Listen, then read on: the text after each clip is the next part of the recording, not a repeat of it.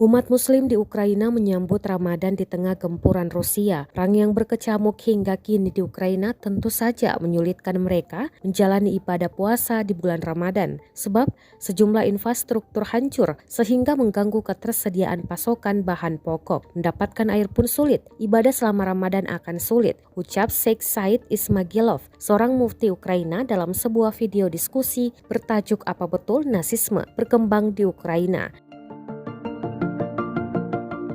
Diskusi itu digelar Center of Communication, Crisis and Conflict, Sekolah Pasca Sarjana Universitas Shahid Jakarta, dan Paguyuban Wartawan Katolik Indonesia belum lama ini. Selain Sheikh Said Ismagilov turut hadir, Vasil Hamianin, Dubes Ukraina untuk Indonesia, Sheikh Aider Rustemov, Mufti Komunitas Islam Crimea, Tartar, dan Romo Andriy Zelensky yang berasal dari Gereja Katolik Yunani.